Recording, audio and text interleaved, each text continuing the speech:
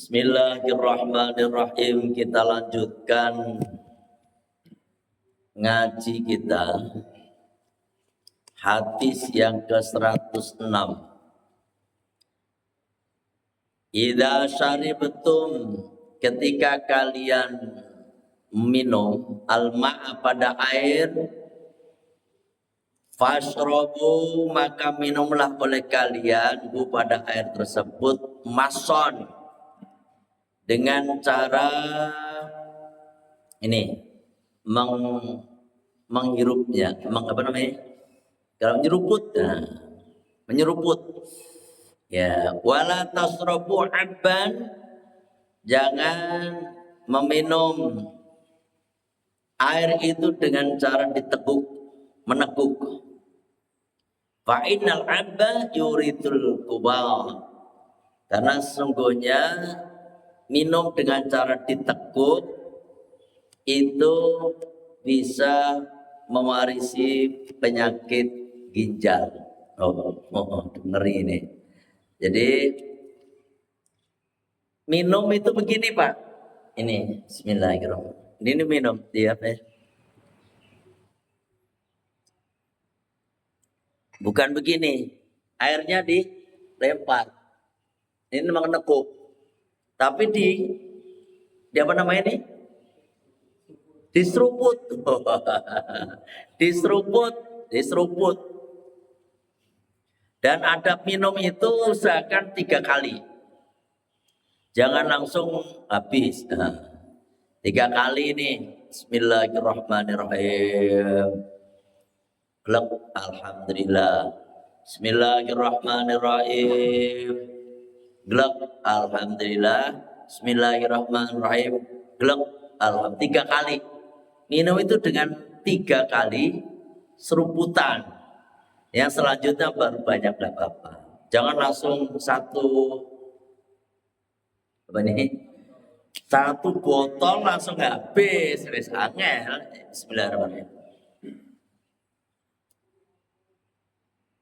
Alhamdulillah. Ya seperti itu ya. Jadi 3 kali. Bismillah, alhamdulillah, bismillah, alhamdulillah. Untuk selanjutnya terserah. Jangan langsung habis. Terus minum itu dengan cara diseruput. Jangan kayak minum di kendi. Kalau orang Jawa dulu kan di kendi gini. Kendinya kayak gitu tuh. Karena kata kanjeng Nabi itu bisa mewariskan penyakit ginjal. Ya kan?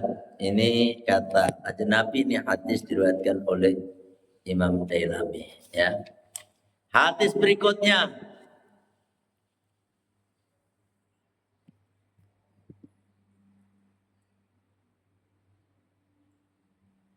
Idza shalla ahadukum,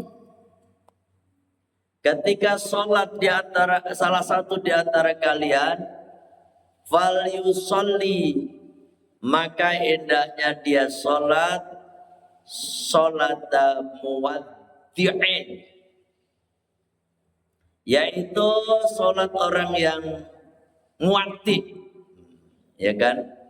Muwaddi itu sholat taman, sholatnya orang la yadhono, yang tidak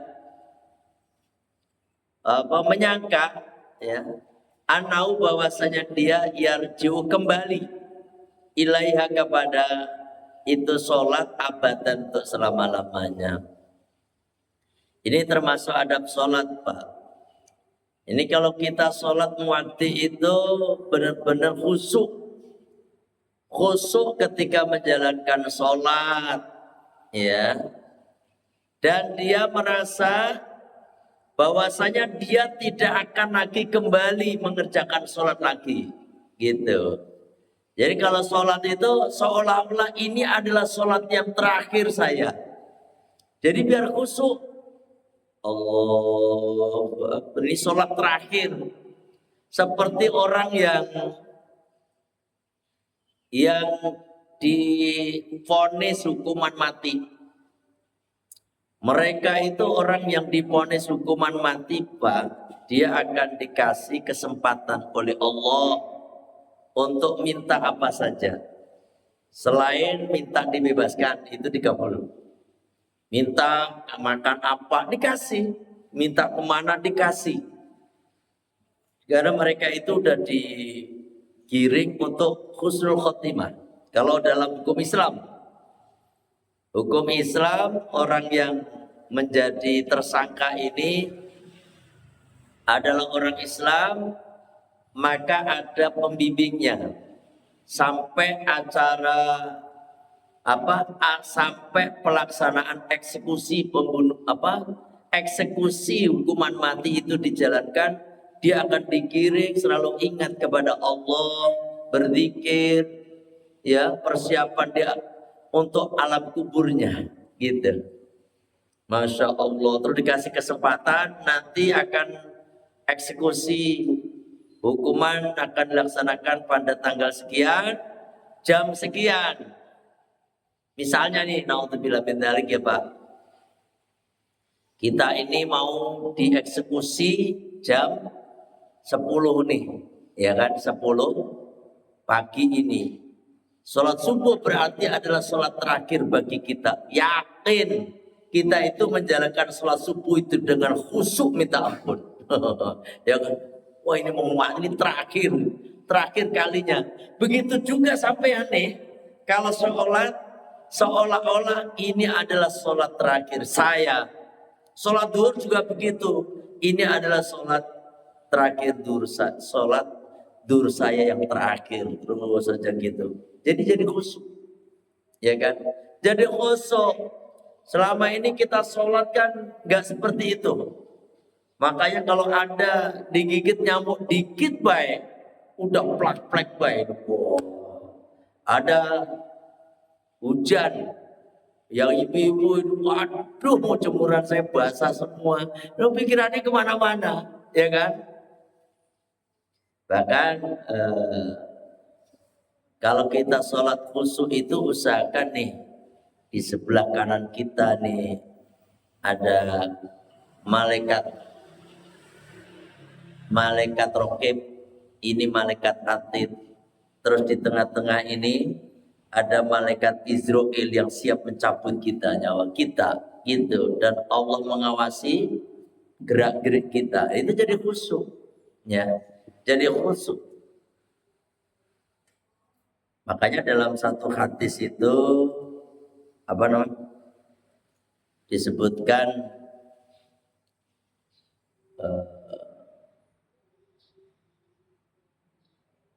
lupa saya yang menunjukkan gimana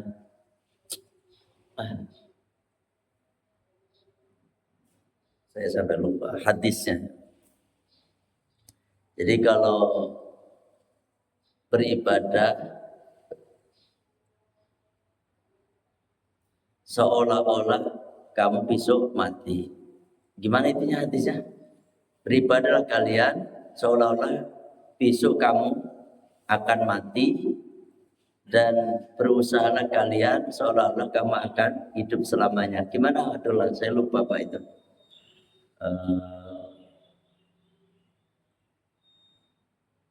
Wa'budullaha ka'annaka tamutu ghadan. Bukan gitu. Kalau kayak gini lupa. Bentar, kalau ini nanti ingat biasa, ya.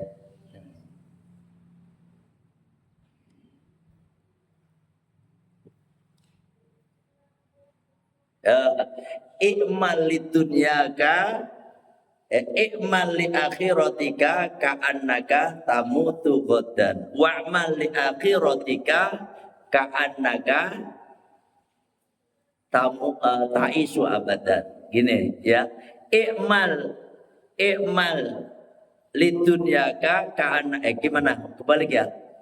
I'mal li akhiratika ka'annaka tamutu ghadan. Beramallah kalian untuk akhiratmu seolah-olah kamu besok mati. Wa'mal lidunyaka, dan beramallah untuk duniamu ka'annaka ta'ishu abadan, seolah-olah kamu itu akan hidup selamanya. Gitu. Ini artinya apa? Kalau kerja untuk dunia ini, itu bahwasanya seolah-olah kamu itu akan hidup selamanya. Kalau kerja. Tapi kalau sholat, seolah-olah besok kamu mati gitu. Untuk akhirat itu seolah-olah besok mati, jangan dibalik. Jangan dibalik. Ya kan? Kalau kerja ingat mati baik, kagak semangat. Ya kan? Kerja buat apa? Saya kerja besok juga mati. Nggak semangat. Waktu sholat ingat dunia baik, kagak khusyuk gitu. Ya kan?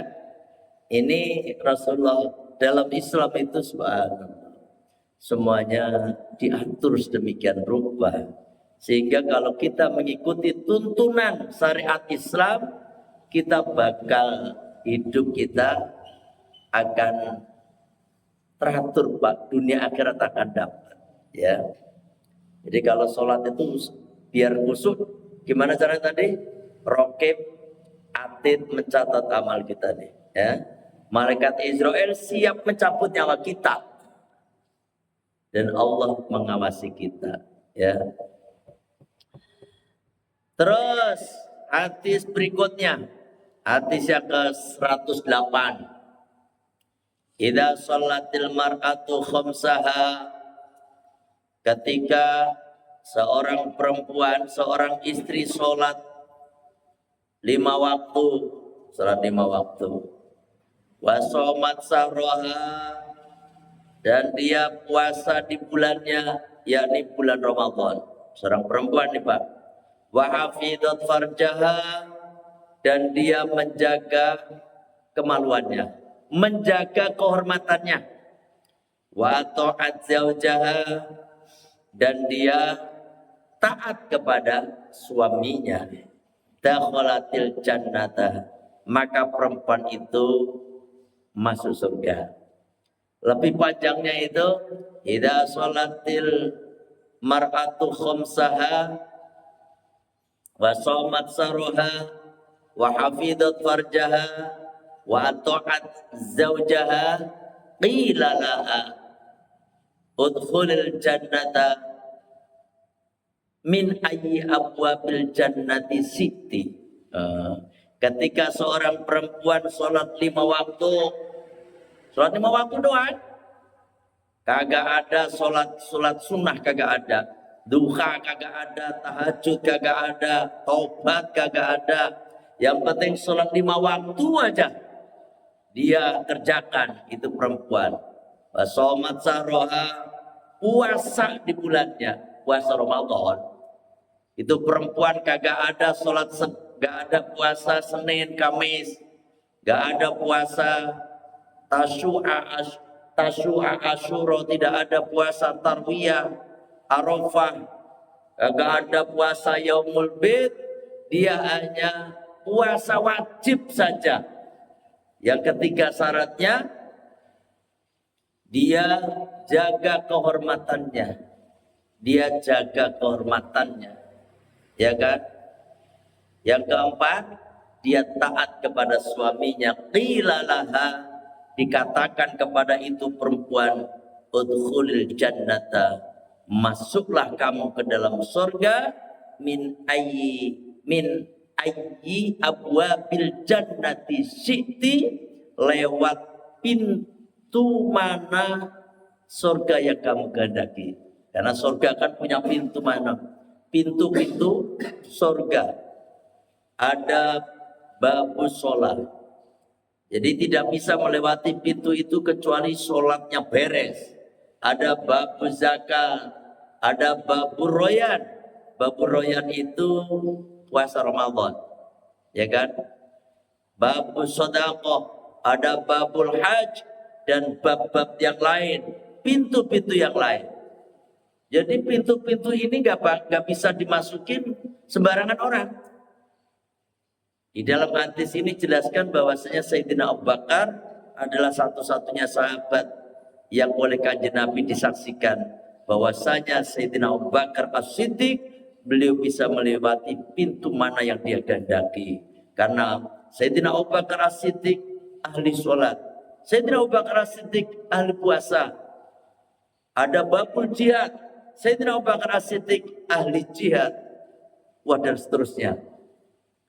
Nah ternyata ada orang yang seperti Sayyidina Abu Bakar As-Siddiq.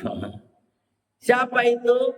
Ketika perempuan itu memenuhi 4 kriteria ini.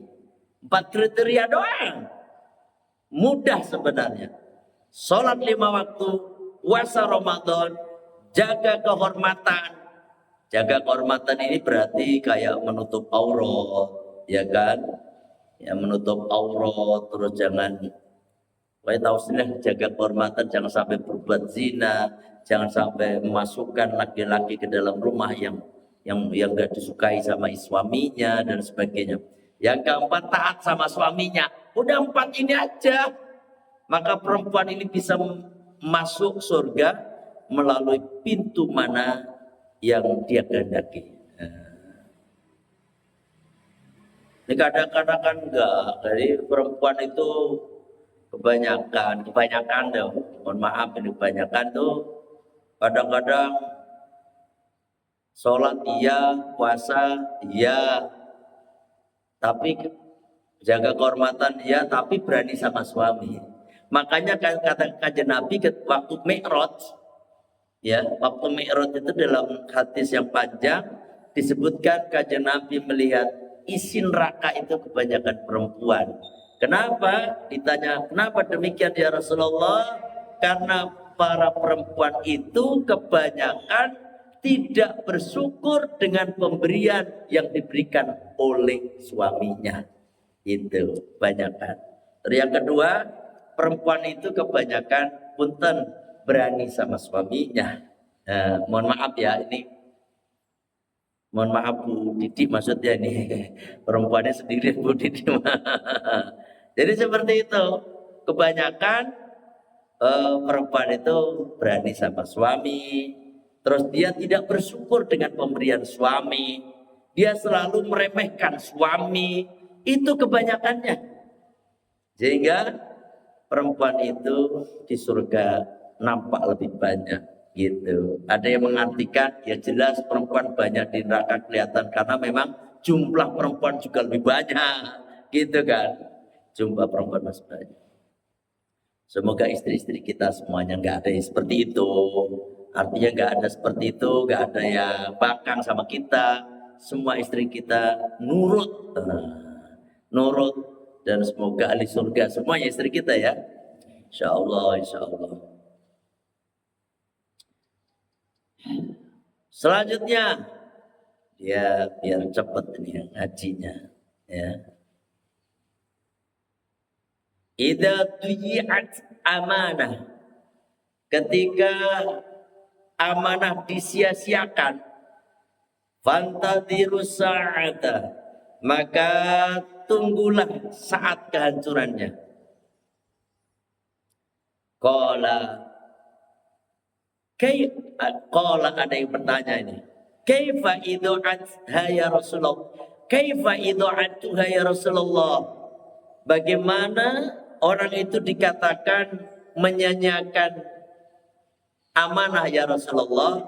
Qala idza usnidal amru ila ghairi ahlihi, ketika perkara itu diserahkan kepada orang yang bukan ahlinya,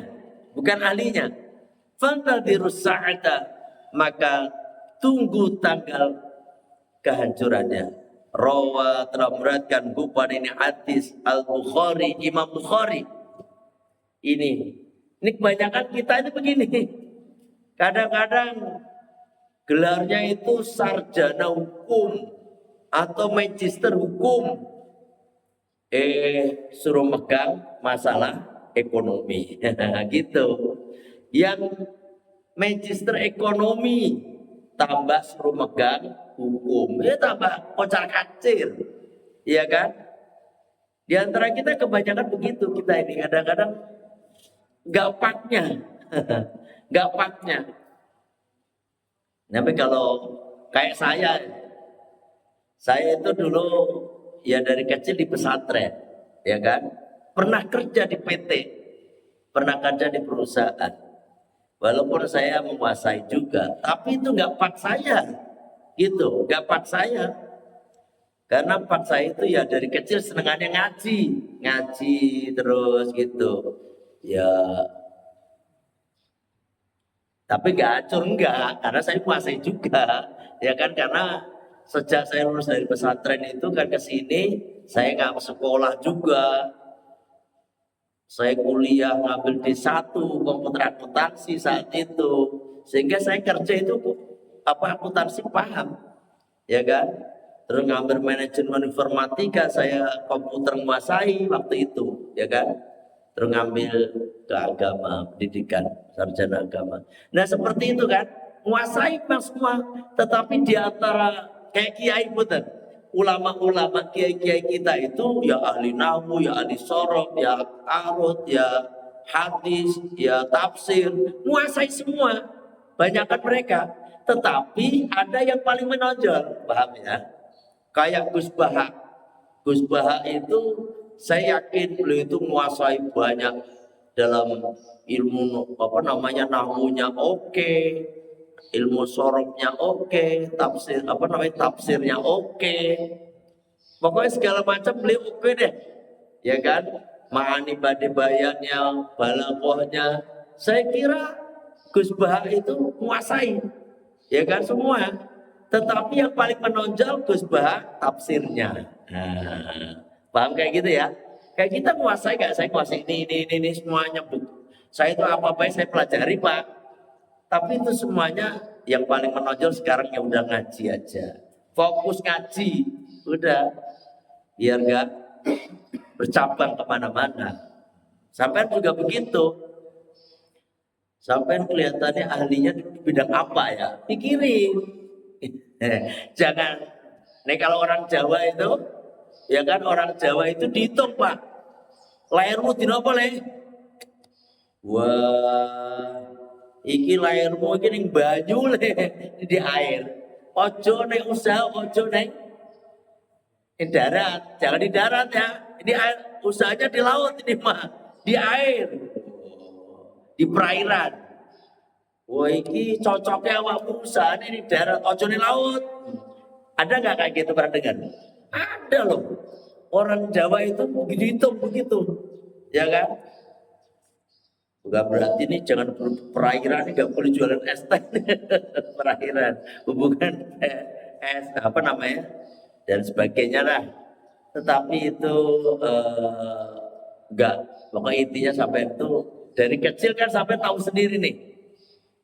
Bahkan bisa dilihat dari sejak kecil tuh anak. Kayak anak kecil tuh. Anak kecil kok senengannya bawanya pistol-pistolan. Wah ini jadi polisi nih orang nih kali ya. Ya kan? Bawa. Oh ini orang senengannya apa namanya itu? Kayak mobil-mobil dipegangin, diotak-atik. Wah ini tukang montir ini mah. Ya kan? Kalau ini jadi guru segala macam. Ini anak bisa dilihat dari situ loh, Mas. Anu Pak. Makanya ada namanya tes IQ, ya kan? Tes IQ buat ini orang nih arahnya kemana, ya kan? Kalau bukan faknya, jangan diarahkan. Tapi kira-kira bapak-bapak ini udah faknya belum nih? Apa nggak paksa sama sekali nih? Karena udah terpaksa menjalankan aja ini, ya kan? Karena ada tuh lulusan STM, jurusannya jurusannya apa? Kalau Pak Zam sesuai dengan paknya Pak? Sesuai dengan paknya enggak? Mirip-mirip. Tapi paling tidak kan ada Pak. Emang dulu sekolah jurusan apa? Oh ya berarti mirip lah. Mirip. Jangan jangan sampai jurusan mesin jadi chef. Oh, masak-masak. Ya enggak nyambung. Ada orang yang sekolah jurusan tata boga, chef, megang mesin, dia hancur mesinnya. Jadi seperti itu, ya. Jadi ida usnidal amru ila ghairi ahlihi fantadiru sa'ah. Ketika suatu perkara itu diserahkan kepada orang yang bukan ahlinya, maka tunggu tanggal kehancurannya. Kayak ngaji kayak gini nih. Ngaji dia pesantren kagak. Dari mana? Ngajinya di Google, hancur sudah lama-lama. Ditanyain, Kiai, hukumnya apa nih Ki? Ini halal apa haram nih? Apa nih ya? Ini remeng-remeng nih. Haram. Halal sama haram jadi haram. Ini kacau karena itu halal sudah jelas, haram sudah jelas. Al halalu bayyinun wal haramu innal harama bayyinun wal innal halal apa ada ini al halalu bayyinun wal haramu bayyinun. Udah jelas, halal itu sudah jelas, haram itu sudah jelas. Gak ada hukum remang-remang, ya kan? Hukum remang-remang. Nah, orang jurusan mesin suruh ngajar ngaji, wes aneh, ya kan? Kayak saya itu Pak, ya apa-apa itu saya serahkan ke ahlinya. Kalau Pak RT, Pak Didi itu kalau ahlinya kan seperti saya tahu. Saya kalau apa-apa saya telepon beliau, ya kan? Ada punya ini jamaah, saya beliau walaupun saya sedikit bisa. Saya bisa kayak listrik itu dikit, tapi saya serahkan kepada orangnya, ahlinya, ya kan? Gak dikerjain sendiri aja, apa-apa dikerjain sendiri. Walaupun bisa kita ini kayak komputer, kita serahkan komputer bisa kan Pak? Ada rusak di komputer, laptop rusak, saya serahkan aja ke Pak Pati, ke Pak ini, begitu. Dan seterusnya. Karena sadar bahwasanya kita itu jangan semuanya dikerjain. Bagi-bagi rizki, maksudnya begitu. Ya kan? Mentang-mentang ini semuanya dikerjain, kabeh. Akhirnya kan orang gak kebagian rizki tuh. Ya kan? Paham ya? Nah ini jadi sesuai dengan fak kita. Dokter itu sesuai dengan faknya Pak. Ya kan? Nah, dokter kandungan suruh ngobatin penyakit mata. Ya jadi matanya jadi buta. Nah, gak jelas. Ya kan? Dokter mata ya spesialis mata yang urusannya mata. Itu. Spesialis apa namanya? Spesialis jantung. Itu kan beda-beda. Jangan bukan spesialisnya dia jalankan. Ya kacau Pak. Ya kan? Kacau. Kayak ada spesialis bedah itu. Walaupun spesialis bedah itu kalau udah umurnya tua udah gak boleh lagi Pak. Karena apa udah mulai walaupun tadinya ahli, kalau udah tua sekian itu nggak boleh bedah. Gitu. Karena ya tenaganya kan berkurang, ya kan? Ingatannya pun berkurang. Dan nanti kacau ini kan bisa lupa pas lagi operasi segala macam dia lupa, bisa kacau ini. Dikasih obat, harusnya obat nyeri diminum, obat apa yang lain dikasihkan, itu bisa kejang-kejang orangnya, ya kan? Nah makanya ini harus diperhatikan, ya, diperhatikan bahwasanya semua urusan atau perkara itu diserahkan kepada yang ahlinya, bukan ahlinya. Bahaya itu. Udah jam berapa? Udah ya sampai sini ngajinya. Sedikit-sedikit kita ngaji istiqomah, usahakan kita ada zikir, ya, kita ada ngaji, pokoknya istiqomah Pak. Enak orang istiqomah itu. Allahu Akbar. Yang berat itu istiqomah, menjaga istiqomah. Mas Rati gak datang? Loh, itu biasanya Mas Ridwan, itu Mas Ridwan nggak ikut Mas Dian? Oh, mungkin tadinya mau dia punya motor juga. Oh, biasanya ikut Mas Suryadi nih ya. Oh, Mas Suryadi sendiri